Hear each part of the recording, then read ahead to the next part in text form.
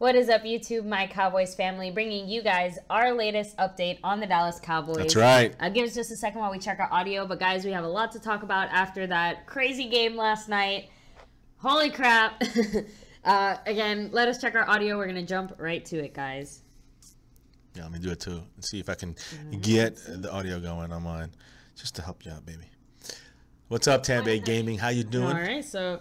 looks like we sound all right. Tampa Bay Gaming, thanks for joining us here tonight. Guys, we know this is kind of a late stream.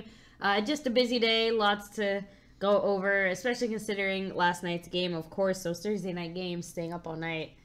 Yeah, I mean, at least for me, they're a little tough. So there's a lot of news coming out yesterday. Thanks for joining us. Wolf Rider, thanks for joining us. So, guys, like we said, we do have quite a few bits of news to share with you. Lots of updates on some of the injuries that happened during last night's game. DJ Crown J, thanks for joining us. What's up, man? How you doing? Yes, guys, our late night show. You know, we'll try to get the news out there for you, the updates, and get right to discussing so that we. As you can see, I'm wearing Dez Bryant. That's right, guys. Dez had. He broke the record. I think, baby, you're right. Last night, he had one of his best games. I think the best game this season so far. Even though maybe his stats didn't show it as much, I think the plays he made, the way he was playing, and more the synergy, I guess, he had with Dak. He always drops a pass, but I think he only dropped like one. Maybe one. Maybe one only. Okay, I think. So yeah, he had a either chance. way, he just it looked really good. I liked seeing him out there. So Hater, thanks for joining us. Chase, Joseph. Hater is NYG for life. Oh, that's right. So Wilson, thanks for joining us, guys. Thank you so much for being here tonight. This late night stream. So let me see. I played NCAA football. I did USF versus Alabama, so nice. I guess no coaching changes. So yeah, Dallas Cowboy Forever Champion. Thanks for joining us. Looks like Jason Garrett gets to keep his job another week. We've kind of already said we don't think Jason Garrett's going to be the one on the chopping block if there is any changes on the coaching staff. Yeah, I think it'll be with the offensive coordinator, defensive coordinator. They're on their way out. I think it's going to. Only thing to say would say the season would be making it to the playoffs. I think that kind of Jerry Jones said in yesterday's radio show, I think before the game in the morning, he said that he's putting he didn't say it in these words, but basically he's putting the pressure on the coaching to improve their adjustments. He said he wanted to see more. This is where the coaching really has to take over when you have your player availability limited, when you have Sean Lee out, possibly at the time Lel Collins, Tyron Smith, always with the back injury. So coaching is going to determine, of course you don't have Zeke as well, how you doing these games. And until that point, they were doo-doo until that point, because we lost 3 in a row. We allowed it was 72-6 in the second half. Horrible adjustment, nothing. But yesterday, guys, last night. For joining us as well. Yes, Cowboys, bro, how you doing? Last night was such a different game, especially in the second half. In the first half, it felt like the same old stuff. Yeah, so guys, I think I said it, and I believe Rack City as well said it. Are the Cowboys actually adjusting in the second half? What a surprise! And I think that was the biggest change that I saw. They actually seemed to, again, they actually adapted to what Washington was showing on the field, and Well, I think they did something. I think it almost felt like a reverse of the last 3 games, and what I mean by that is in the first half, they forced the pass. They didn't run as often. Yeah. They ran, but here and there. It wasn't like the imposing will kind of situation. And we get the ball first and 3 and out. It's the same old start that we've been having. Then, which actually I want to touch on that start. I know a lot of us were pretty upset when the Cowboys got the ball first once again, but Washington did actually win the coin toss, and they did.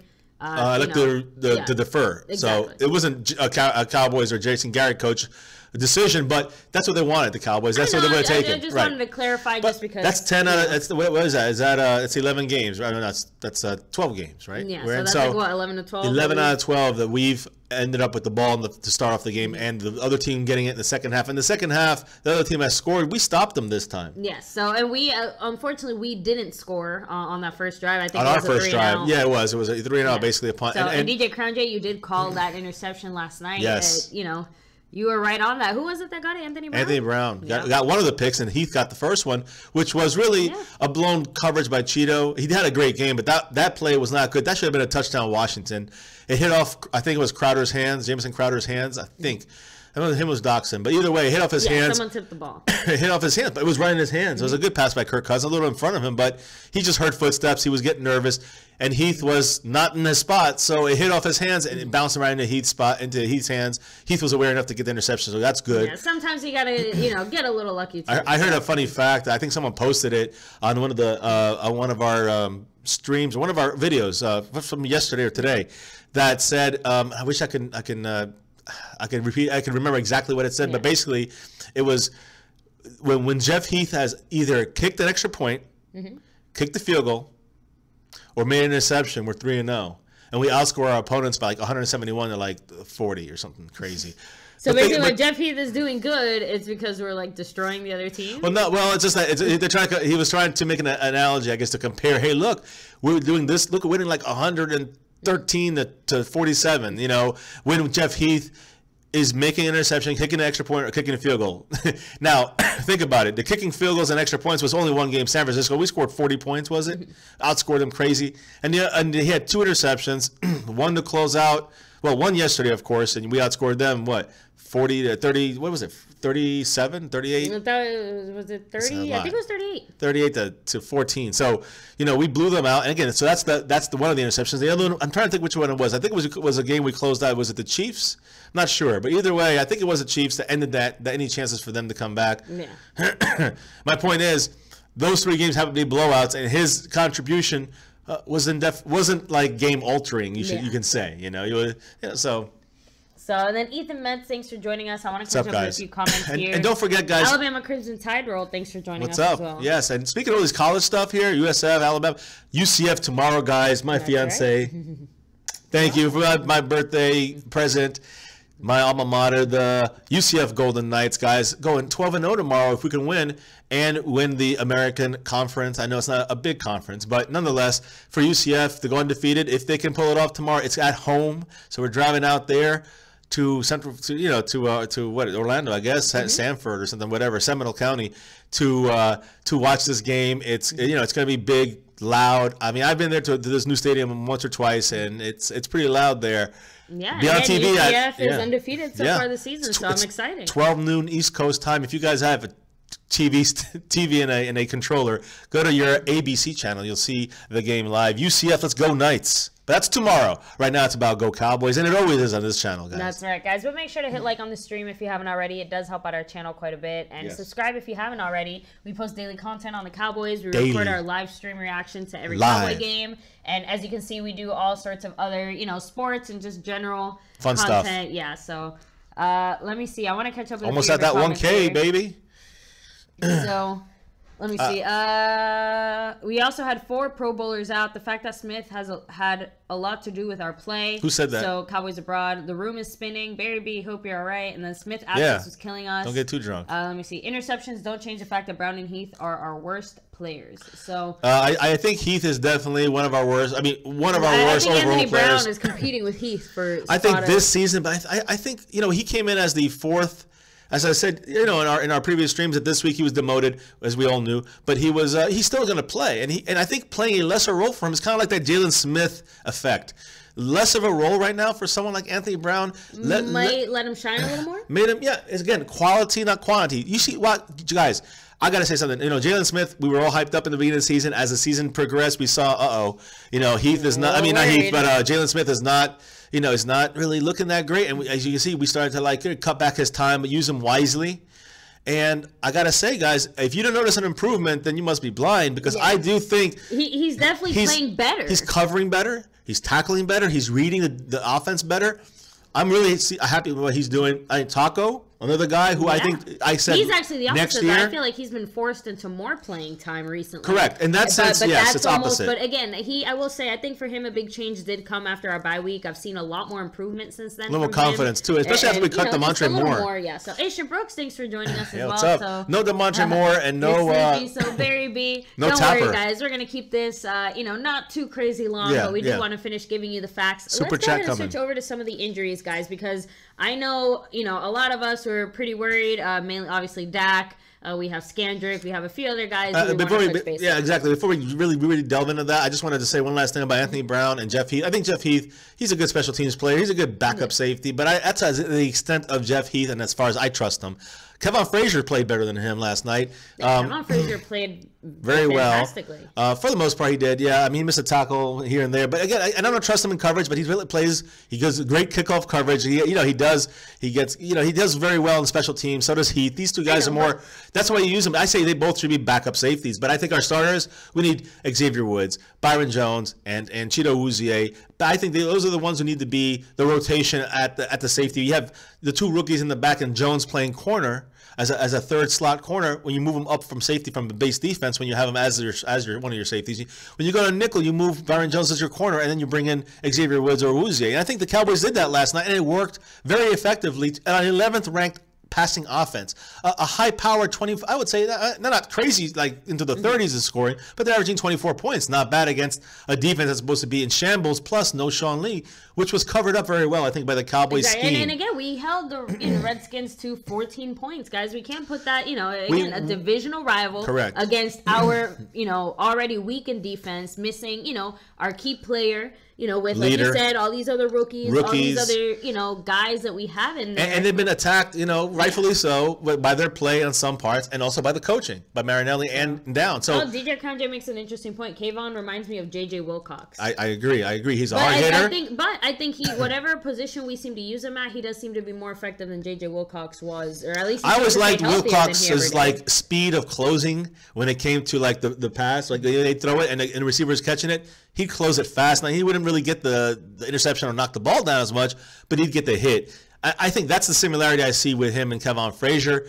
Frazier is not going to make the interception or knock the ball down as often, but he will be in there hitting hard, making a play, trying to make a play at least. So I like that better than Heath. Heath does also hit. He doesn't know how to wrap his arms down. Yeah, I was going to say he hits like a sack of potatoes. He's hitting like he's doing special teams. That's the thing. It's not special teams. Especially if you got a little receiver, a quick little guy running around. Yeah, you don't want to. You can do it. Then you can go in there without wrapping and just make a big hit on like two missiles going into each other. Well, that's what I'm saying. Exactly. It's like two missiles going into each other. But when you're trying to make an open field tackle, you just can't use that missile mentality when you got a hardcore running back going at you. Someone. Yeah, or you got a receiver, tight end coming at you, or a big receiver. Wrap those arms, Cowboys. Yeah, he's got to learn how to wrap it. And Xavier Woods improved. I like the way he's been playing, guys. I'm really happy about our secondary. But one guy that's not in our secondary is not going to be there. I mean, he was in our secondary yesterday, guys.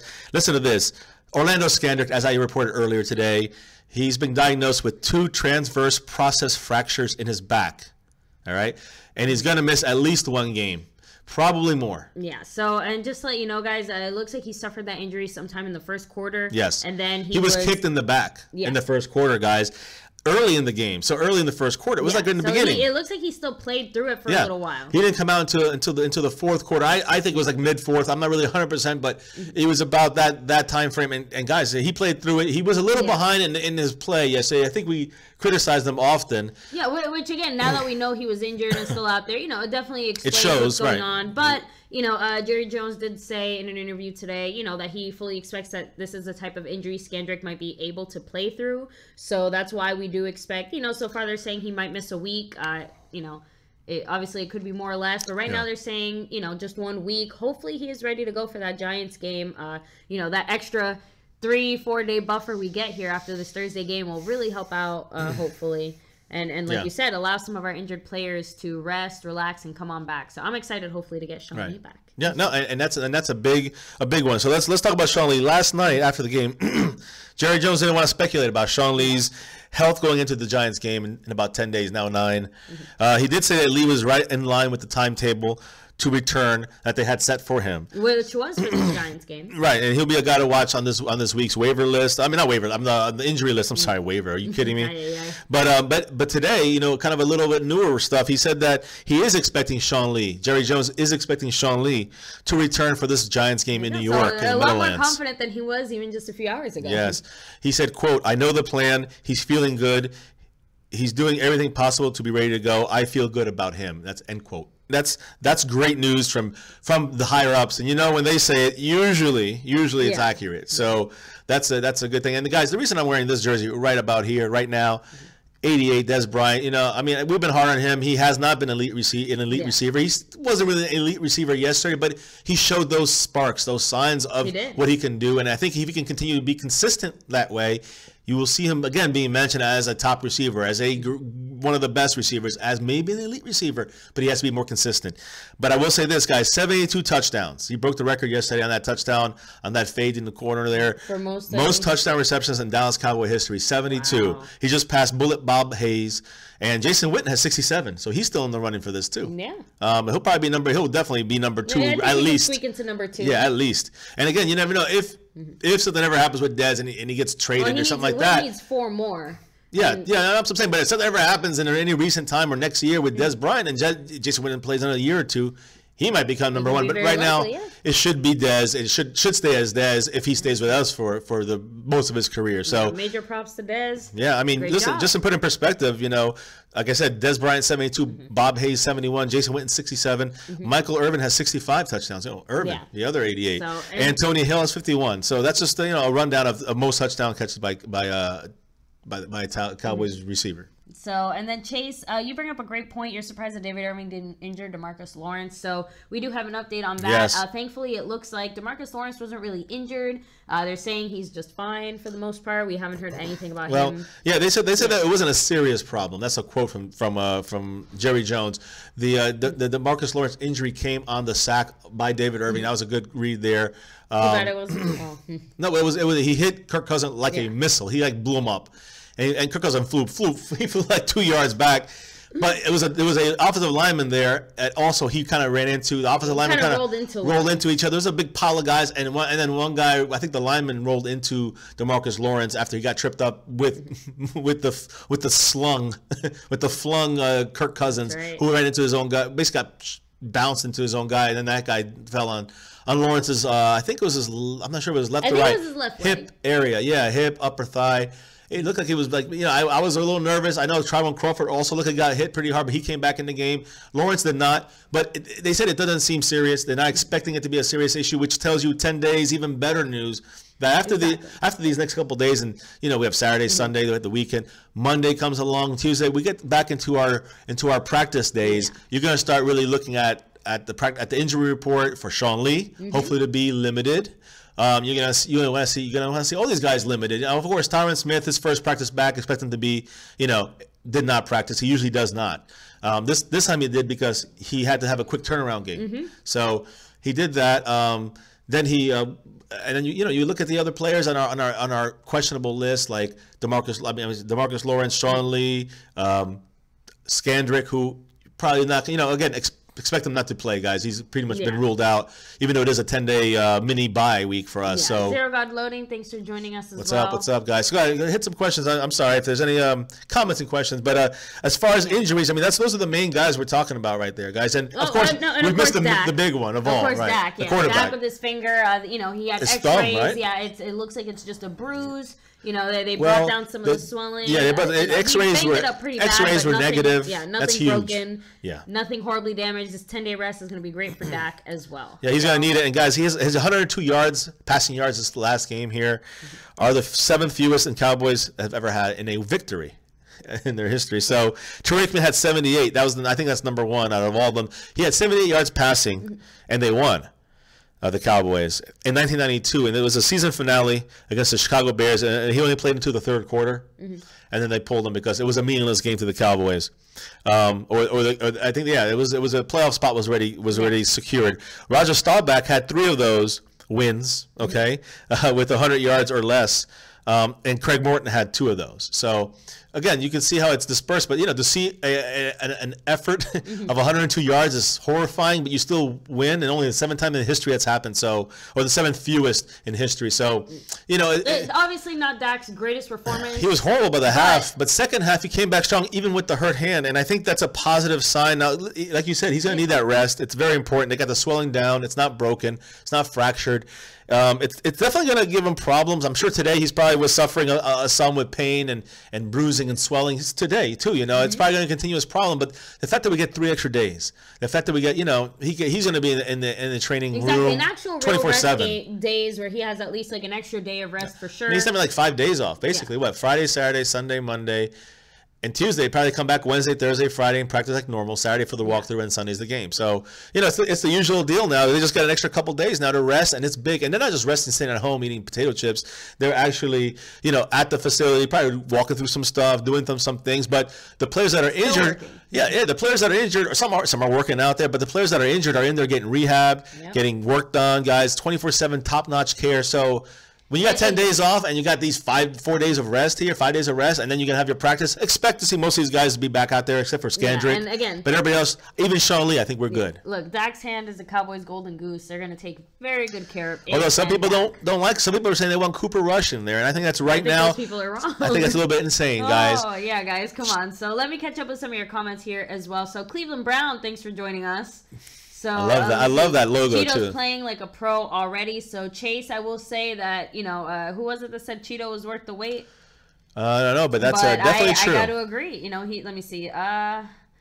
T-Will should be the #1 receiver. Attempted manslaughter by. He catches that's good, Chase. 69.5% of targets. We don't target him enough. He's 41 for 59 compared to Antonio Brown, who's 80 for 126.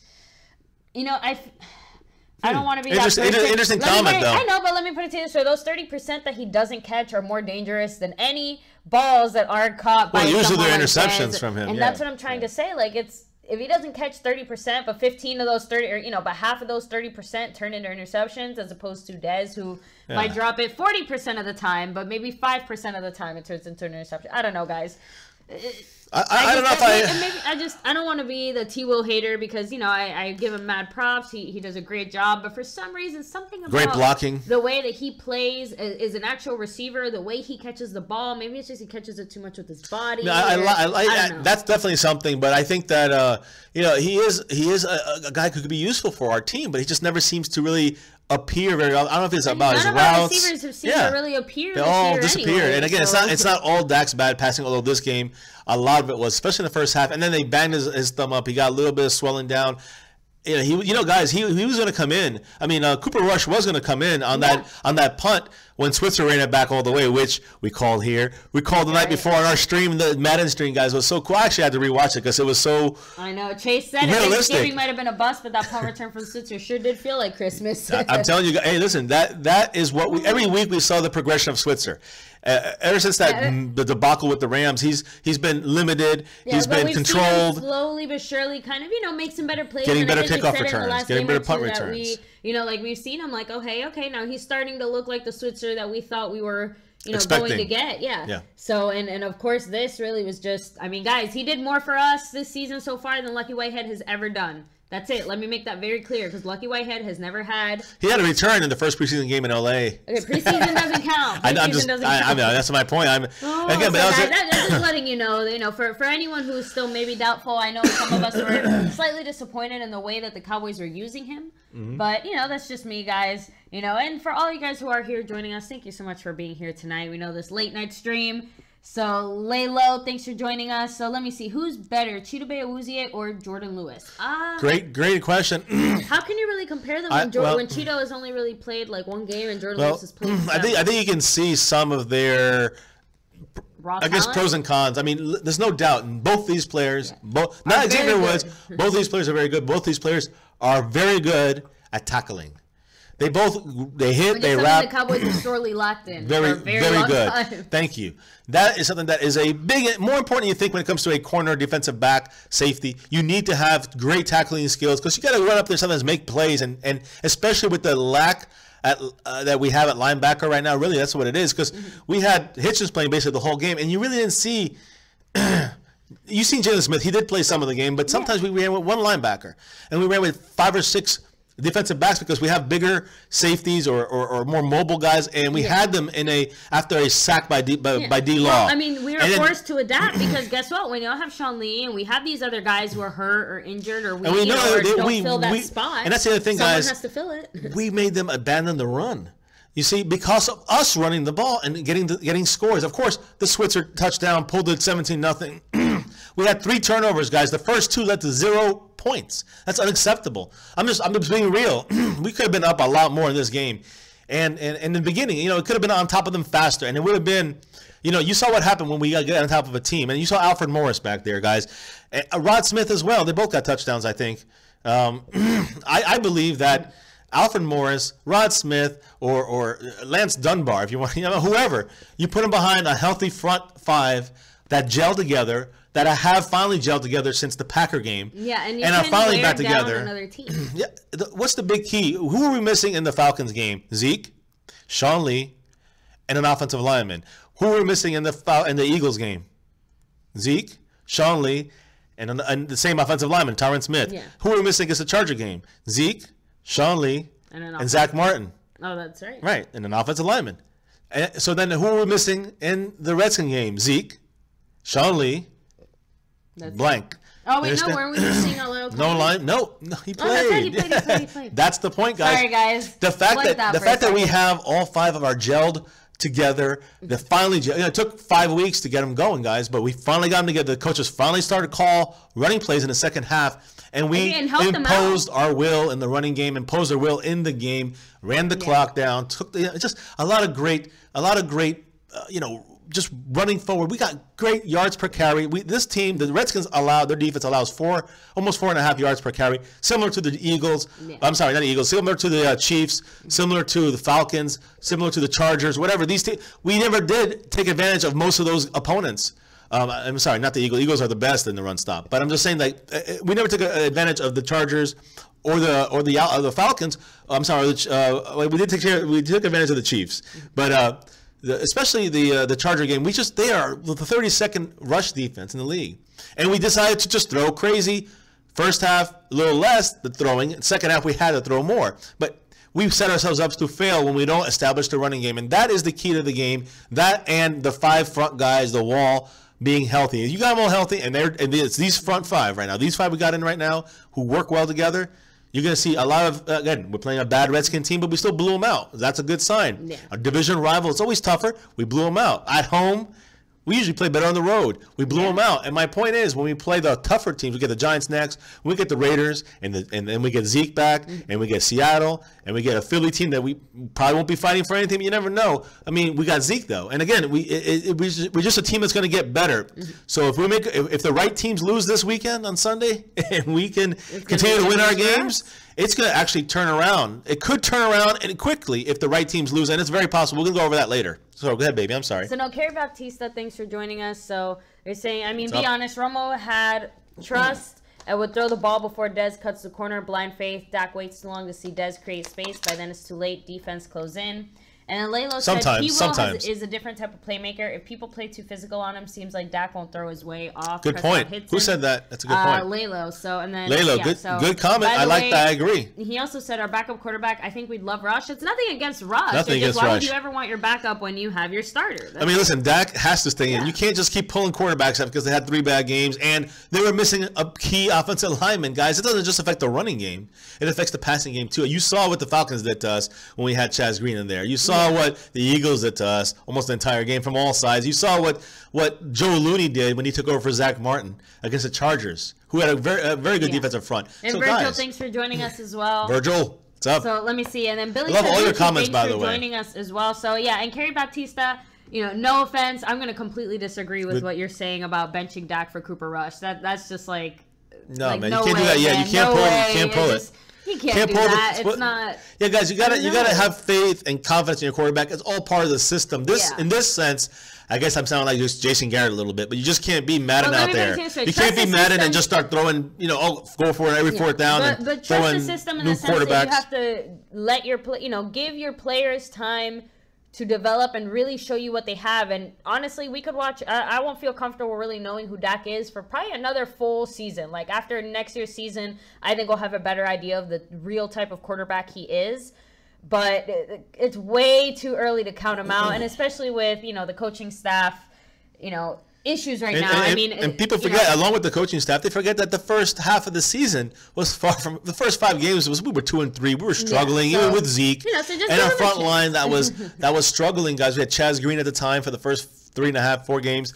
We were struggling. We were playing poorly, until the bye week, and then the offensive line really got going. And you see, of course, Dak got going with or without Zeke. If you run the ball with a healthy offensive line, guys, we're going to be able to be able to have a good chance to win games. Yeah, and I truly believe that. But Kerry makes a good point, too, though. I hope he gets better on his deep balls and faith and really trusting his receivers to run those routes. I agree, but guys, why do you think some of that faith has been lost? And you can't blame him because he's getting sacked every other Guys, after that Falcon game, his whole perception changed. You can see he lost something. There's something changed. And then even though he'll never blame it on that situation. We all know it's that. I'm telling you guys, and I played quarterback before, you know when you feel that and it's coming the whole, I cannot imagine being in Dak's situation, in Dak's situation in that game against the Falcons, when constantly you just know that you're going to get your head torn off, and you can fumble, it can be tipped in the air, you get hurt. I mean, there's a million things, and you're constantly, I'm not even saying, I don't think Dak even worry about getting hurt. He has to throw that pass faster than he wants to.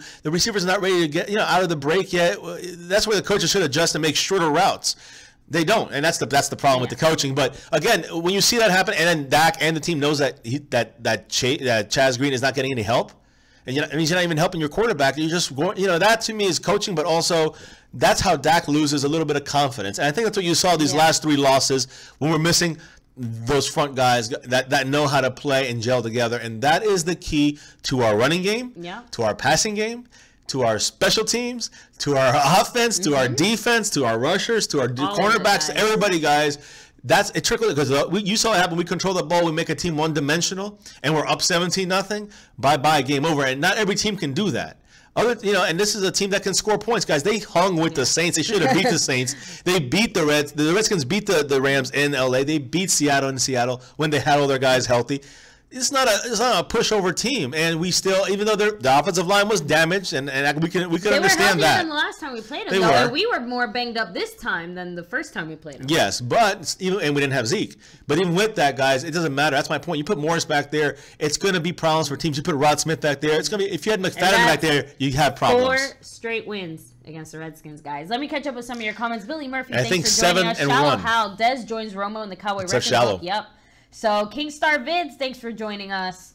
Let me see. Hollyway says Eagle over Seahawks. So, we do want the Eagles to beat the Seahawks. And he also said, playing quarterback in middle school doesn't count. Ha, ha, ha. So, I'd rather have Cooper Rush. Good point, I'm telling you guys, there's something special about Rush. And again, Rush might get the chance to prove that one day in the future. But for right now, it's Dak's time, unless Cooper Rush goes out there and starts playing like Tom Brady or Aaron Rodgers. No, unless something happens, unless something really happens, he's not coming in, guys. But unless something happens to Dak, which we don't want to see, obviously, something happens to Dak, and he comes in and plays like Dak did when he came in for Romo, then you might see that controversy start up. He gets us in the playoffs, and he has a rocket arm, and he can do. Then until that day comes, guys, and that'll take a half a season, and we don't have a half season left, guys. We got 4 games, we got a quarter of a season left, so don't expect to see Cooper Rush unless there's a serious injury or something major to keep Dak out. Dak's not gonna. He's far from a quitter. He's far from someone's gonna stop, and he takes pride in what he does, and I have trust in him, in Dak figuring it out eventually. I agree. So, and then let me see. So, Cowboys and Reds said that was the one game coaches truly failed Dak. Allowing all those sacks with no help was unacceptable. Correct. Yep, true. They need to adjust to protect Dak. Dak broke Brady's record last year. That was one play. It's not a fluke, guys. Yeah, Lalo said, I know you guys, no one wants to see it, but if Prescott goes down, I'm telling you, we'll be okay. Listen, I think, let me put it this way. At this point in the season, if we it wouldn't be the worst thing. I think we'd be okay. Look, this season, if Dak goes down, we don't ever want him to go down, but if for some reason Cooper Rush comes in because Dak's having this a horrible game and it's a blowout, or there's no need, or maybe it's a then at least Cooper Rush looked good against. They're doing the right thing and not just leaving their quarterback out there to get needlessly hurt. But again, it almost feels like a little too late. Like they were willing to let him get sacked, 10 times into the ground, no care, no regard. Now all of a sudden, let's protect our precious snowflake. The thing is that you have to do it. That's called adjustments. It's just they don't do it fast enough. That's the dumb part. Oh, so DJ Crown J says, for the 3rd time, do you think we will keep Tapper? I mean, that's a great question. We haven't really used him. He's hurt. He's out for the year, guys. I mean, if it's not going to cost us any extra money, he's going to play when he gets back too, right? If he's not playing all right, we might. That's the thing, though. In preseason, when he was in there playing, guys, he actually looked really good. He was starting to develop. He reminds me of like a Malik Collins coming to life kind of style. Not Malik Collins, but that kind of player that can get his way back in there. But he also kind of reminds me of Chaz Green, often injured, unreliable. So that's a good question. I don't know if I see him staying because we have Mayowa, who might not stay either. But we got Taco, who's going to be one of those guys who I said at the beginning of the year, you can't expect much from this year. I said 4 or less sacks, probably less. He has 2, so he's he's on that path. But I do think that the Taco will be much better next season. I think Jalen Smith will be much better next season because this is really their both true first seasons, and along with the 3 rookies back there, guys. Yeah. We got a young. I just named 5 guys basically. If you Awuzie, Xavier Woods, and Jordan Lewis. That's 5 defensive players out of 11 that are basically rookies. That's crazy. And you got a couple. Even Anthony Brown when he comes in, that's another second-year guy. You got a couple of young guys in there now. Scandrick's out for at least 1 game. So you gotta force. Anthony Brown to be your 3rd receiver, 4th receiver. I mean 4th cornerback, and Ben Wickery as well, guys. Yeah, so. Andrew, thanks for joining us, and Sleepy Dave, you as well. He said the Redskins look horrible. I think we're turning this win into more than it should be. It's all the Cowboys got right now. Look, we got to take it 1 game at a time. Correct. This next game, we're gonna leave all of our expectations. It's the Giants and Geno Smith. We have to win this game. That's what I expect. Nothing to do with playoffs. Yeah, we'd be embarrassed if we don't win this game, and it would be an embarrassment to the Cowboys franchise if we don't win this game. Now, I do want to say, who said that last one? I just wanted to. What's up, Billy? By the way, Billy. Sleepy Dave. So Andrew, Sleepy Dave. Good question. He said, "Sorry, I'm late. What did I miss? I was watching my USC Trojans Pac-12 champs, baby. So congrats, go your Trojans. Tomorrow, UCF guys. That's South Carolina. Southern California. Oh, okay. But no, guys, tomorrow we're going to UCF's championship game. I'm excited because this is the first time I think that it's in Central Florida because they had, of course, 11-0 record, and we're going for 12-0. That's historic. And no matter what team you are, no matter who you are, who your opponents are, and we played some good opponents. Not a big college fan, guys. I mean, that is my college I graduated from, but that's why they're my favorite team. I really don't care much about college. Jason Garrett, thanks for joining us here. What's up? HBTC. I do want to say something, guys, about the wild card situation, which a lot of people kind of are discussing. We still have a chance to make the playoffs. I don't know what the percentage is. I'm going to just say 10%. We were at 5. Let's say 10. I'm just guesstimating. Billy said teams are ahead of us, hold a tiebreaker in the wild card race, play each other. I ran the numbers. If we win out, we have about a 75% chance to make the playoffs. I'll tell you a better number, 81%. Ooh. That's exact. So, and again, but that's only if things happen this weekend. 81.3%, I think it is. But that's only if these things happen this weekend, or That's if we win out. Automatically, we're at 81%. Okay. So if we win 4 more games in a row, we have an 81% chance. Now, that means that the 19% chance are some of these things I'm going to read off right now for this week. So, guys, this is almost like a Dallas Cowboy game. We lost a lot of our tiebreakers. Correct. Now, guys, you look at this thing. Forget about the top. We know that the Eagles and the Saints and the Vikings and the Rams, they're the division leaders, probably going to win the division. I know there could be a couple changes. Let's just roll with that for now. We have 2 spots open. Carolina at the 5th spot, I think 8 wins, and Atlanta with 7 wins in the 6th spot. Then you have, after them, outside of the wild card, outside of the playoffs, you have Seattle, you have Detroit, you have Dallas, you have Green Bay, and then I think you have the Cardinals and Washington. The Washington Redskins and the Cardinals, they're basically done. And the Tampa Bay Buccaneers, who still are outside chance, believe it or not. They really can't catch us because they can only catch us if we lose, so they're really irrelevant to us. The Bucs are. But the thing to look at here, guys, the important thing are those tiebreakers, those teams I mentioned. Carolina, they have to lose the right games for us to win a tiebreaker. That's number 1. So if they lose the right games, they only have to lose 2 out of their last 5. And it's very possible that can happen if it's the 2 right games. And one of them is this week, guys. The Carolina Panthers, this week, they play at the New Orleans Saints. It's a 4:00 game. So who do we want to win, the Carolina Go Saints, baby. All right. That's what we need. I'm down. So, guys, 4:00, and that's the game we're going to probably stream right here in this channel, guys. That's right, guys. So make sure to hit that notification bell as well after you hit the like button and subscribe, so you don't miss any updates. We'll be live streaming our reaction, and because this matters so much to the Cowboys, we'll be breaking it down and watching. For sure, guys. This is like a quarter of a Cowboy game, basically. That's the importance of it. It's like worth almost a full game. It's almost like 25% of a game. To the playoffs, these things need to happen. If not, we might as well. Listen, we're Cowboy fans for life. We can't ever root against it. I mean, if we were the Giants, we hoping to lose, probably get a higher draft pick, but we're not the Giants. We're not the 49ers. We're not the Browns. We need to continue to try to win and have the winning mentality, even if we don't make the playoffs. And, guys, let's keep it real. It's still going to be hard. So if we're at 10% now and these things happen, I could see us at like 30 or 40% jump. Yeah. So, I mean, already right there. And if you win out, that percentage from 81% will go to like 95%. Yeah. If these things happen, guys. So this is a very important week. And this, again, we can still have it other ways. But this, if these things happen, this will maximize our chances. Yes. Yeah. So, you know, it could happen. And if you listen to these games, these are the games that are tough, guys. So first, let me go to I said Carolina, Atlanta. As I said, the list after Atlanta in the 6th spot, you got Seattle, and then you got Detroit, and you have us. We're 6-6. The reason we're there above Green Bay is because they haven't played their game yet. If Green Bay beats Tampa, that would knock Tampa out of the playoff hunt. Running, yeah. And Green Bay though would jump us because they'd be 6-6 and they win tiebreaker. Yeah. So we need them to lose one game. One other, at least if we went out, we need them to lose at least one game. That would take care of the Packers. Yeah. We don't have to worry about them. The same thing falls with the Detroit Lions. They need to lose one game, and they play Baltimore. So that's another game we have to watch this week. I think they have the easiest schedule out of this group of teams. So this is one of their harder games left in their schedule. We want them losing to Baltimore. So guys, it's Detroit at Baltimore. It's not in Detroit. That's good. It's in Baltimore. They have a decent defense. Let's root for the Baltimore Ravens. Playing very shaky this year. Yeah, they're up and down. So they almost lost to Cleveland. Yeah. That game could have had us jump them at this point. So, again, guys. And guys, I'll be right back in just a second, guys. Sorry. So guys, let me scoot over here for a second.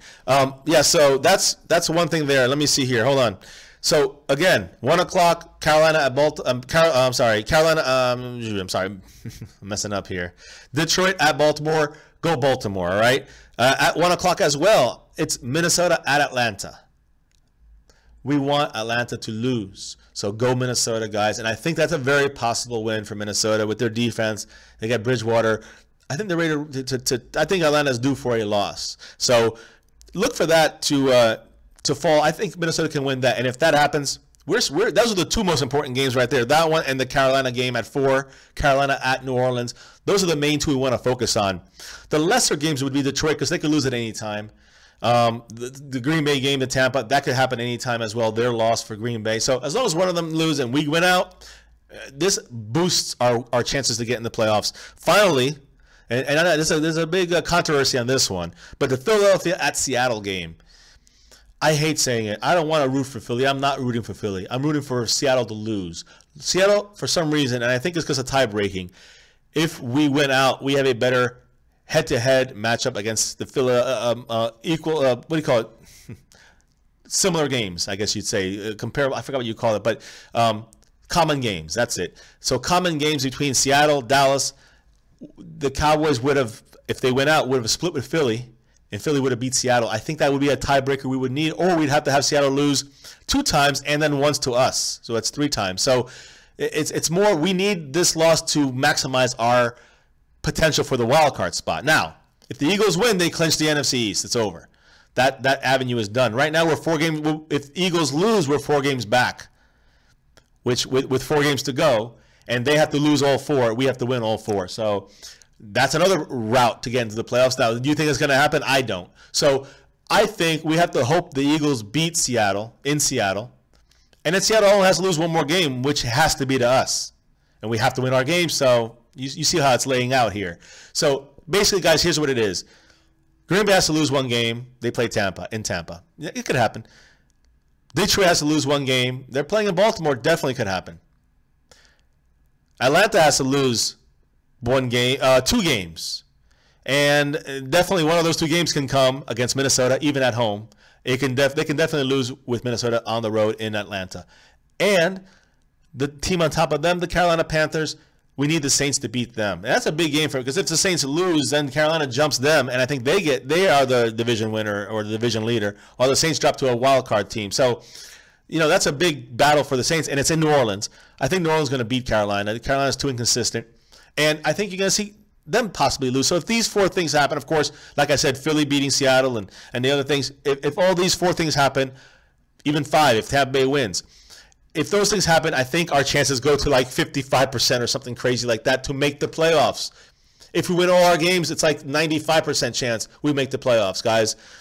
So yes, it was horrible. This 3-game loss, a slide. If we had won one of these games, we'd probably be sitting in the playoffs right now, or a game out. That's how close it has been, guys. And I'm talking about the Rams game that we gave away. I'm talking about the Green Bay game we gave away. I'm talking about the Charger game that we didn't do anything in the second half. Same thing with Philly. Same thing with Atlanta. We had our chances. We threw it out. So when you look at all these losses that we had, one of these games, and it puts us right in basically controlling our own destiny situation. Can't cry over spilled milk, guys. So let's move on. We have to kind of win out. And if we win out and these things happen this week, our chances go a lot higher about making the playoffs. Let me roll back here some of your questions with Fiance out for the moment. Let's see. Zeke and Lee on the field. Only 2 teams that beat us in 2 seasons, Giants and Denver. Good point. Great point, Justin. I agree. We need them both on the field, but we did it without them. The bigger reason we got blown out the 3 games before this was because we didn't have our full gelled offensive linemen in there that work very good together. I'm talking about Tyron Smith, left tackle, Jonathan Cooper, left guard, Travis Frederick, center, right tackle Zach Martin, and left tackle La'el Collins. They all, even though they were all banged up, in some, all but Cooper and Frederick, they all were out there playing to their best, to as close as 100% as they could, and they did fantastic. You saw it in the running game, the passing game, etc. So let's see here. Fire Jason Garrett says he doesn't mind rooting for Philly. I mind rooting for Philly always. I don't root for Philly. I'm just gonna say yes, Seattle's losing. That's all I'll say. Kerry Batista, what's up? You hope it's a tie? I don't think that helps us. I think we need Seattle to lose, actually. But I can't root for them. I just can't say it. Sorry, Justin. Fire Jason Garrett. Common games. I'm confused with tiebreakers. It's when we get closer to it. If we have a chance, I'll explain it a little better. Trust me, I know this. I've been doing it for 20 years. You have to. And when it comes to wild card spots, you skip division. Division doesn't matter. You drop the conference games, and in the tiebreaker situation, if you have 2 or 3 teams tied with the same record for one spot, you have to first get them out of their division first. You have 2 teams in a division. You have to first break the tie in the division, and you have that division guy kind of gets put aside, and one drops out. And then the other 2 division guys, then they go, all 3 get put together. Let's say there's 3 teams tied for one spot. So let's say the Cowboys, I'm trying to say the Packers and somebody else. They don't. The Packers and the Lions. If the Cowboys beat the Lions, if the Lions beat the Packers in the tiebreaker first in their division, then let's say Detroit does. Okay, so Detroit gets it. Green Bay drops out, and then they go against us to see who gets that final 6th seed. And then we would beat them. Now, if Green Bay beats Detroit in their division first, then that would propel the Green Bay to the next, to that next step of the tiebreaker. Drop Detroit out, and then we go against Green Bay in tiebreaker and lose. So because of the head-to-head matchup, that's why it's an important win this weekend for Philly to beat Seattle, because we're not going to catch Philly in the NFC East. There's got to be realistic, guys. We have to win all 4 games. Obviously, that can happen. If we can do it, we can win these 2. We get Zeke back. I think we can win them all. But I don't think Philly's going to lose 4 straight games to end the season. Just don't see it happening. I may see them losing the last game of the year. So they really have to lose, I guess, 4 games, and then ours, of course, is the 5th. They have to lose all 5 games, to end the season. What Sleepy Dave said? He'd rather French kiss his brother than root for the Eagles. And I agree. I'm not rooting for the Eagles. Doctor. I know. I'm not rooting for the Eagles. I'm not, please, Sleepy Dave, but you got to tell me, though, Sleepy Dave, tell me you're not hoping that Seattle loses. Just say you hope Seattle loses. Yeah. And we're on the same page, you see? Because I still Cowboys #1, even over, having to rely on the stinking damn Eagles. To help us. If that's some of our dirty work. The dirty work and the dirty birds. All right, I want to do a quick shout out to all you guys here, guys. Thank you all, guys. We've been here for almost an hour. We're actually over an hour, I think. Really? Or about an hour here. Let me check. We're at 50 minutes about. So, guys. 47. Yeah, we're rolling. Thank you so much for joining us here tonight. I want to do a quick shout out. So, Fire Jason Garrett, Justin Quarles, Billy Murphy, SCNL Network, Sleepy Dave.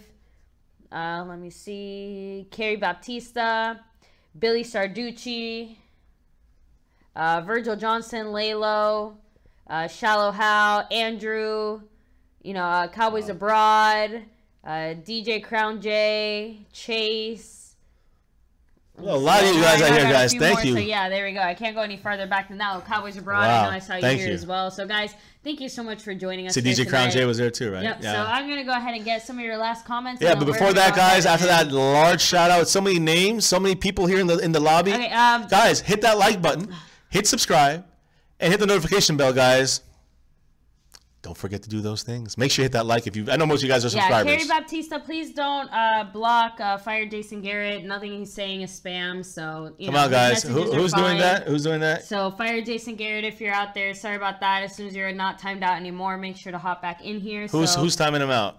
Kerry Batista. Kerry, come on, Kerry. We gave. He's good. So all right, we gave you privileges. Please use them wisely. So I'd rather have Bryce Butler than T. Will. Weapon X 88. What up? Johnson. So Weapon X 88. Thanks for joining Virgil. us. For the Eagles is like better than a lethal injection. I agree 100% with Virgil. I liked it last year. I liked Bryce Butler better than T. Will. I was surprised we got T. Will back, and I'm surprised we haven't used Bryce Butler more.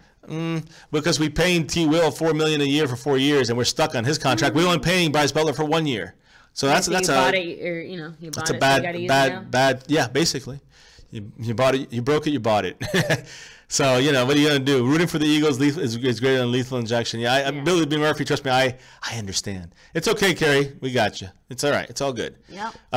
So, yeah, rooting for the Eagles. Listen, I'm not even, you'll see me, and again, that's a night game, so you won't see us. But you'll see me, baby. You'll see me saying, go Eagle. I mean, not go Eagles. Go, Cowboys. Yeah. And by saying go Cowboys, I'm meaning Eagles. I don't care about the Eagles. Yeah. But the Hawks, you guys gotta lose. The Eagles win as much as it is the Seahawks loss. I'm going to go Hawks, lose. Go Hawks, lose. I don't know, guys. I just don't want Seattle to win.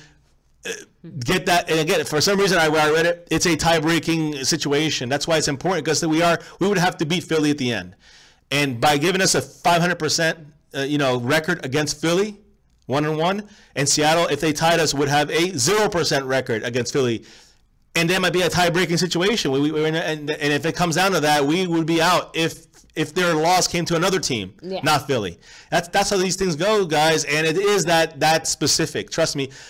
Like I said, my brother really knows this stuff. He'd be great to have on the phone and break the whole thing down for you guys, because he knows it from the coin toss. There's a coin flip situation where it came to almost 1 year. It came to a coin flip.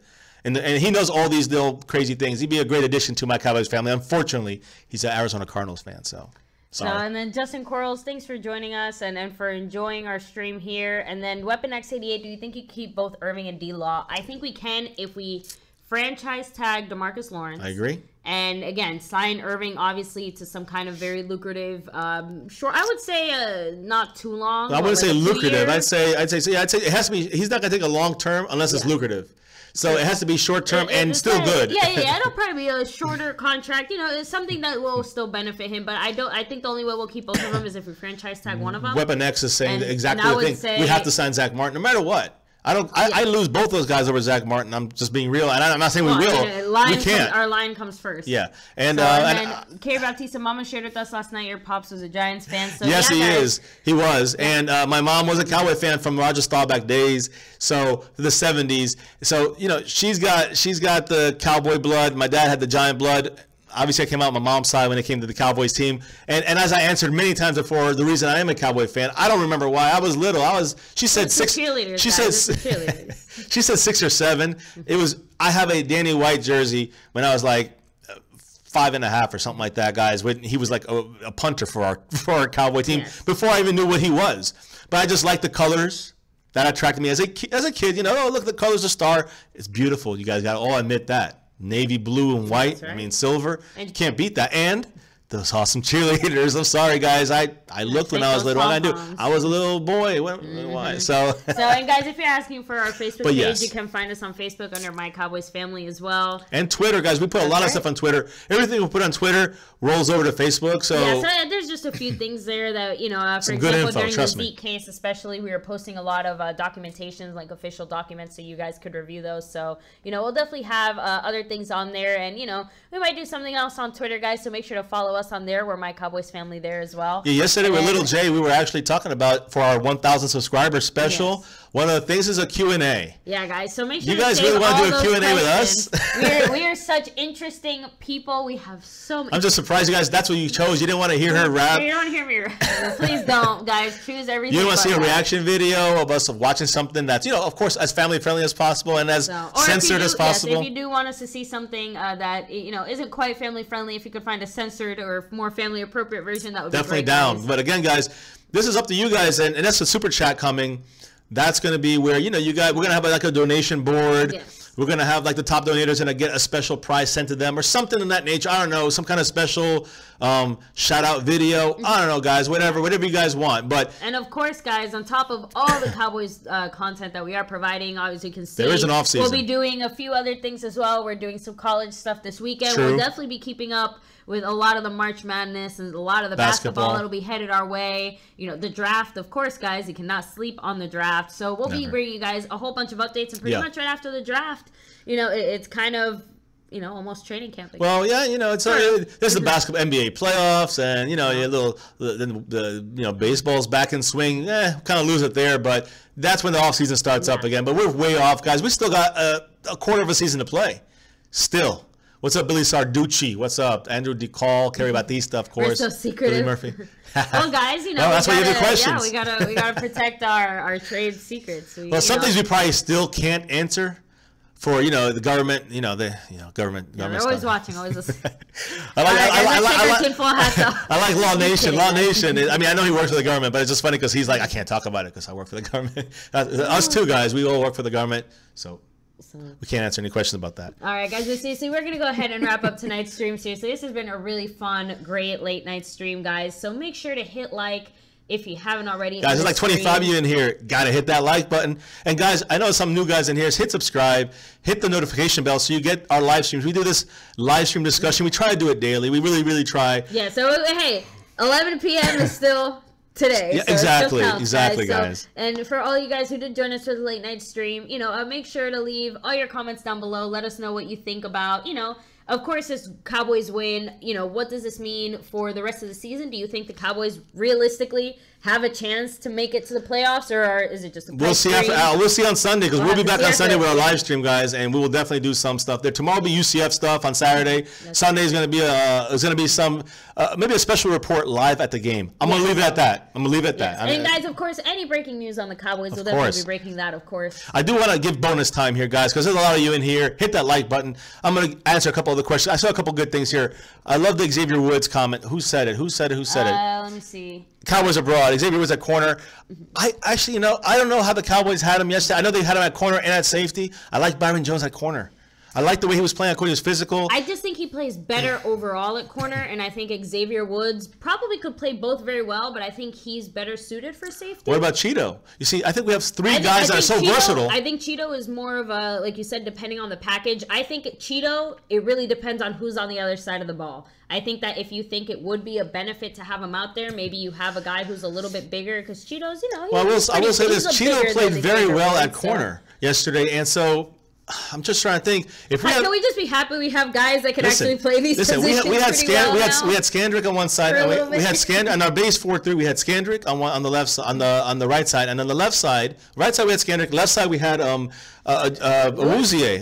No, Jordan Lewis didn't start. He came in on nickel packages. Jordan Lewis was the third guy coming there. But you would also see sometimes Byron Jones would come down, right? And they wouldn't take out Scandrick, or maybe they take out Awuzie for a play, and then they put Xavier Woods back there, or they take Heath out and put Xavier Woods, put Awuzie back, or maybe leave Byron Jones back there. It's just, I love the mix and match versatility we have with our three rookies, guys, and not really Jordan Lewis, but more Xavier Woods and Chidobe, and Byron Jones. I don't want to forget this just because I remember I saw this.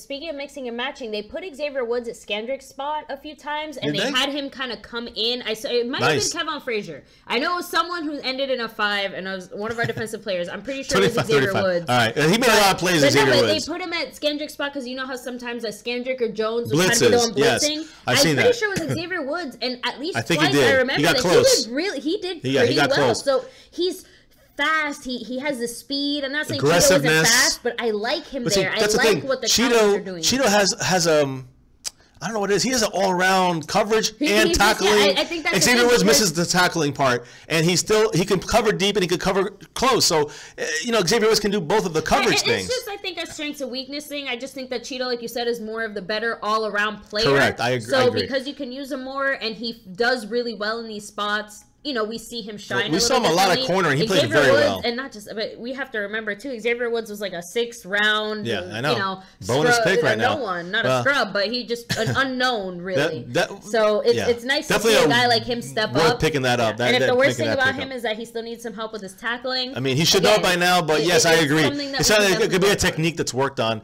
Yeah, so it was Woods. So DJ Crown J, thanks for that. Thank you. Well, Andrew DeCall said, I'm not too hot on Woods on slot. He kind of scares me. I like him more at safety. And I agree with him on that because, again, I like that Woods can play corner. That's an advantage. But the fact that does he have to play corner? I like the way he was playing back there was really good. And, Byron Jones got beat in that touchdown. It really wasn't his fault. It was Chidobe Awuzie's fault more so. Byron Jones was in great position at playing safety. So Woods and Jones can do both. I think Jones is better playing at the tight end, playing in that corner, in that slot position.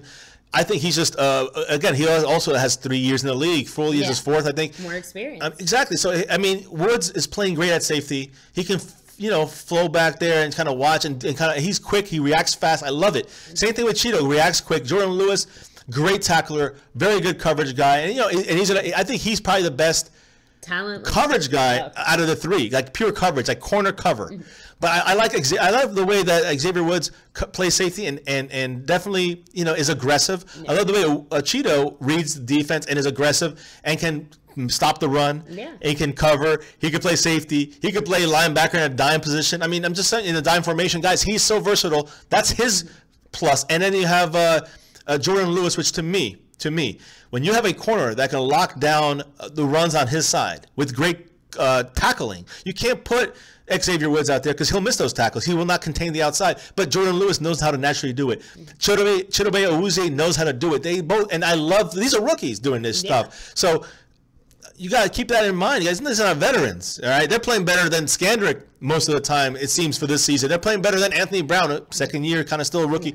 But I just really like you said, what the Cowboys are doing, mixing them up. I just want to see more of that, because, we kind of keep saying, oh, well, maybe this and this and this. Let's keep mixing it up. Let's keep playing these players and really find out where we can develop their strengths because it seems like whatever we've done with Byron Jones this season specifically or recently, I think has made him a better player, more successful. Even though we've lost more or our stats maybe don't show it, I think that with certain players we've used them a little better. And I think overall in the long run, it's going to work out for us. At least with some of the talent we have and some of the ways the Cowboys coach. We've been hard on, and that's what I was going to say. We were going to say that we've been hard on the coaches. Yeah. Really more hard on the offensive side because of the play calling than the defensive side. But more recently, in these last 3 losses, we've been hard on the defensive side of Marinelli because we haven't seen any change, any adaptation to losing Sean Lee. And after all that, even though there's no change on the Sean Lee stuff, except for maybe putting in the big, again, we have now Awuzie. We didn't use him last week that much. We didn't use him. We kind of went away from him. You saw the difference in him. And again, maybe that's why they went away because he wasn't really fully there. But either way, guys, he was basically our other linebacker, along with Jalen Smith, splitting time when we had our dime pass packages out there. And you got to also remember something very important that I think a lot of people miss when it comes to Byron Jones and the flexibility he has, the versatility he has to play tight ends, big tight ends, to play the slot cover. And that means Woods back there, even Heath back there, which I don't like. But Frazier, when he comes in for Heath, should still be able to be effective. Enough. I think we have Jordan Lewis on one side. We usually have Scandrick on the other. Now we'll have to have Lewis and Chidobe Awuzie.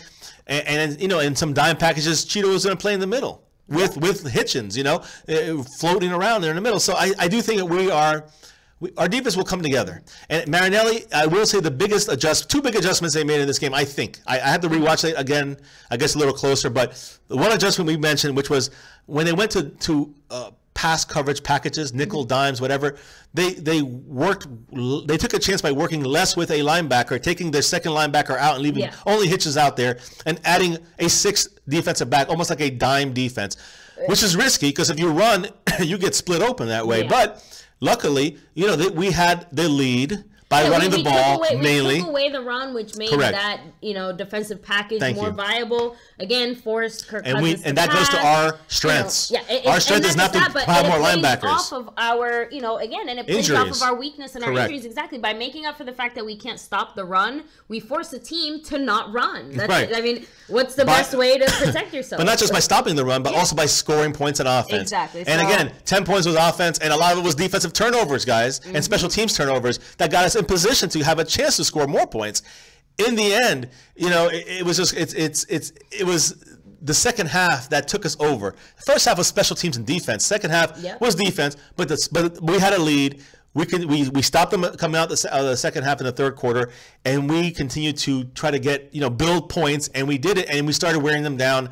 And because we had the lead, because we established a run in the third quarter, into the fourth quarter, into the end of the game. And that's why we won the game, guys. And we did that against the Rams, who had another victory, and a victory against the Packers as well. If we had done those two things against both of those teams in the second half, which we went away from that. And again, if we had done a little better protecting of Dak, a little better coaching adjustments in those 3 losses, we might have pulled one of those out. Just saying it, guys. But in the end, again, no crying over spilled milk. Exactly. Move on. You got to move on. So I want to catch up and just kind of do all these last comments we have here. All right, last round, guys. It was awesome. So DJ Crown J said, Cheeto's vision is so good. I watched Cheeto in college. He can also... I love it. He also Smart. Sorry. Let me see. He can also come up as a linebacker. Let me see. I love you guys. Keep up the good work. Thank you. Thank you, Billy Murphy. Appreciate it. Thank you. Great comments. Said that one already. Let me see. In the comment section, not here, but in the comment section after the video. I love positionless, high energy, like league covers wide receiver. Let's face it, this has been a weird season all the way around, not just Cowboys either. A lot of things going on this year. Billy Murphy, I'm glad you said that because I've been saying it pretty much since like week 1. I'm like, what the heck happened here to the NFL? Which means maybe the craziness continues. And somehow the Cowboys get in the playoffs. Exactly. Who knows? And Billy Sarducci, thank you so much. He said, I watch a lot of different sports channels on YouTube, especially Cowboy channels. You guys are on our way to the top. Thank you guys so much, guys. This channel is nothing without you guys, though. I mean, you guys really drive this channel. Back and forth. I love it. The Cowboys family and all these discussions and thoughts. We don't have to agree on everything. We just have to have one thing, and that's a love of football. And, a love of the Cowboys. And again, some are not Cowboy fans. They still love football. Love to hear us talk. And the key to this channel, I think, and that's what we said from the beginning. We will try to be this way as possible, guys. We love the Cowboys. We cheer for them. I'm probably going to pick them every week in my picks, and I'm going to give you the score of the Cowboys winning every week in my picks. But we try to be as honest and non-biased as possible. Bring you guys the facts and being realistic, because let's be honest, guys. Even at the Cowboys' greatest times, every team has its issues and its problems, and we are here to examine everything, break all of it down, and give you guys our most unbiased opinion as possible. For sure, guys. And we're glad you love it. Yes, always. Now, guys, the last thing I do want, before we shut it down, I want to talk about one last thing. And we got 20 of you guys on here. Hit that like button. Don't forget. Okay. I'm going to say this, guys. Tell me what you think about what I said last night. Seriously, in this way. And I know it would take a lot. It would take a lot. But you think I think about the progression of the way our team would be building towards the playoffs if we were to get in. Now, this only applies if we get in the playoffs. Okay. But if we get in the playoffs, we have 4 games. We got to win them all, and a couple of things have to go our way. A bunch of things have to go our way, which is still possible. If that was to occur, the things going our way we can't control, but if we were to win our 4 games, that means probably, would you guys agree on this? That means if we win 4 in a row, right? We beat the Giants, the Raiders. 3 out of the 4 are away, by the way. So we're at the Giants, at Oakland, home against Seattle, thank goodness, and at Philly with maybe nothing to play for. Yeah. If we win those 4 games, all right, that means we have a strong, healthy, gelled offensive line. We have a Dak Prescott whose hand is healed a little better from this past week, and healing as these weeks progress, obviously, if we're winning. That means we got Zeke back the last 2 games going into the playoffs. He's pissed off. That's right. He's upset from what they did to him, the NFL. And then you have a defense with Sean Lee. Hopefully back healthy. Again, and eventually Scandrick. David Irving, Lawrence. Exactly. But my point is, it's not the name of the player. It's the fact that he's not injured anymore. Yeah. Now we have a healthy team on defense, barring any other injuries. Hopefully none occur like Scandrick. But I think we can get past that injury, especially against the Giants this weekend. But guys, if we get in the playoffs, we're a pretty scary team. We didn't just sneak in the sense of we snuck in at the end playing bad. We actually got in playing great, playing through stuff that the Eagles didn't go through this year, playing through stuff that the Rams didn't go through, the Saints or the Vikings. The Vikings maybe went through it more than anybody because they were our 3rd-string quarterback. But other teams, what I'm trying to say is the adversity that the Cowboys have dealt with, Zeke, suspension, hanging over their heads from the beginning of the offseason, guys, basically throughout the whole entire season, and affecting us the entire season. That's one. Injuries, and I know bad coaching is the reason why we don't have that ready depth, that next man up, ready to go situation because of the coaches, the scouts, whoever you want to blame it on. I don't care. It's a combination of all that plus the players. But that not having them ready is part of the coaching. To me, in my opinion, that's part of the coaching downfall. But if we can get into the playoffs with our healthy team. And if we can sneak in there, you just can't tell me that the Rams not going to shake in their boots in the first round if we got to go to L.A. with a angry Zeke. They beat us, week 4. Yeah. With, again. And I think Kanye said refs are still missing holding calls. Called I agree. 4. And by the way, the one that was called, I don't know if that counts because that was declined. So there's still no official. Technically, no. There was, I guess it was a called flag, but it wasn't an accepted flag. There's been no holding flag actually, applied yet against our opponent in 9 games in a quarter. In what is it? 37 quarters, I think it is. The crazy number, guys. Even I want, again, if you guys know of any other team who's ever had this before, let us know. We'll be more than happy to, but guys. I'm just curious. Go ahead. I'm sorry. He said this seems to be the most genuine and not clickbait or gimmick or channel. Most of all, it's kid friendly. Thank you. As a single dad, 3 kids. It's time to find these gens. Trust me, guys. Good channels, guys. I have. We try to keep it as family friendly as possible, as you guys know during the game. Our kids. We're family friendly because we have children, but not her son is not. We both curse in our homes, and our kids do hear us curse. But not just that. Also, I want to clear the fact that we are from. He said he's a single dad with 3 kids. I understand that, man. Yeah, we have. I was a single dad. You were a single mom. You know what I'm saying? We blended our family together. So, we understand, guys, this is what real life is, So we try to keep it as real as possible here. Just as real as the Cowboys. And keep it real about Cowboy news. Exactly, guys. We keep it as non-biased as possible. But as the young kids like you guys want that question and answer, then you better get some more subscribers in here. I'm just messing with guys, seriously, for all you guys who are out here, we're actually going to wrap it up now. Yes. So seriously, thank you so much. One quick shout out, Carrie, Billy, Kingstar Vids, Justin. Billy. Kingstar. Billy, we have Justin. 2 Billies in here. So Billy Tartucci and Billy Murphy. Thank you guys. I hope I am pronouncing your names right. If I am saying something wrong, shoot a quick comment in the chat. And if you can't catch us here, just comment in below, guys. I try to respond to every comment. I know, baby. He does so much work for this channel, guys. I appreciate and love him so much. We are a team, but he is truly the backbone Cowboy of this love, channel. baby. Yes. So fiance love. All right, guys, and let me see. So DJ Crown J, seriously, guys, Andrew and Cowboys Abroad. So no holding calls since Jerry threatened to sue the NFL. So again, guys, let's put our tinfoil hats back on. I don't know. And Billy Murphy, all those guys you mentioned, 100%, guys. I listened to Cowboys fan in 1980. I think is the one I listened to. All those guys you mentioned right there: Shango, Mark Holmes, Law Nation. Cowboys fan 1980, the one, they're all awesome. And again, I hope we even just be mentioned with that group. After 4.5 months, guys, we're honored. So thank you all, guys. And again, it's us, our knowledge, our interaction, our family atmosphere. We appreciate. That was the plan coming into this thing. Because trust me, without the camera, it'd be probably X-rated, cursing, yelling, and again, it actually helps keep things together. So I gotta say, it helps us keep our perspective too sometimes. Because trust me, I wish we had the recording, guys. What kind of really got us thinking about doing this channel as well was we recorded ourselves during the Packers game last time, guys. Bleep you not. Oh my god, what a horrifying, when I realized you were recording us, I wanted to scream, I wanted to throw your phone, I wanted to smash my TV. Let's just say I had to delete the video. Because we couldn't even watch it back. We watched it back a few times, we just couldn't take it, and it was, even just thinking about it now gives me a little bit of anxiety. I don't want to think about it, but guys, it was just such a bad, I don't want to ever never in my life. I'd rather the Cowboys, no offense, I'd rather the Cowboys never make it to the playoffs. If we're just going to make it to the playoffs to lose like that, stay home, go to sleep. I don't want to see that garbage. I'm sorry. I can't live through that. I have gray hairs named after Cowboy players at this point, guys. I don't even know what to say. A lot of gray hairs. Oh, there you go. So, guys, thank you so much. So, Cowboys are like our family, broken, strong, in unity and love. So not broken, just different. That's it. We are the special stars, and everybody wants to hate on us. Just because we're better. America's team, guys. America's team. That's 5 America's team. I'm in Rhode Island, surrounded by Patriots fans. Yeah, my sister's an obnoxious Patriots fan. I love her, though. But, she...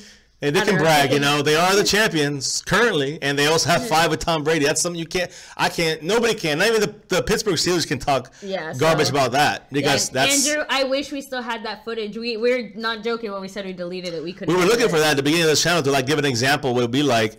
We did the other one with the Pittsburgh game that we were filming, but it was only like the end of the game, and that if you watch our introduction clip, you can see that. Yeah. But that other one I wanted to add in there, and we didn't have that one deleted. So. And that just goes to show you how actually painful it was. You didn't even bother to save it because it hurts so much just to think about it existing somewhere Experiencing it once was more than enough. Now I should have kept it after thinking about it. I know. Now we didn't know we were gonna ever do something like this. But guys, thank you so much for joining us here tonight. We'll definitely catch you guys tomorrow. Can't wait for that UCF game. So we have to go to bed.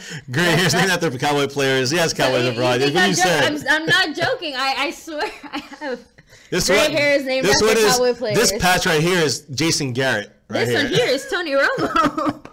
That's in the back right here. Named after our children. All right, guys. Thank you so much for joining us here tonight. Never forget that, guys. Never ever forget the most important thing in this channel. That's right. Aside from all the awesome things that we say and do with you guys, thank you all. Yes. But always remember and never forget. Number one, good, bad, or ugly. Join us with us if you know what we're gonna say, but you know what's coming. Go Cowboys! We'll catch you guys next time. Thanks for joining us here tonight. Have a good night, and we'll catch you tomorrow. Peace out, guys. We'll do some UCF stuff tomorrow, live from the game in the stadium. It's going to be awesome. We're looking forward to it. Yeah. Thank you, baby, for the big birthday present. Much love. Stay safe, guys. Have a great night. And go Cowboys. Go Cowboys. Peace.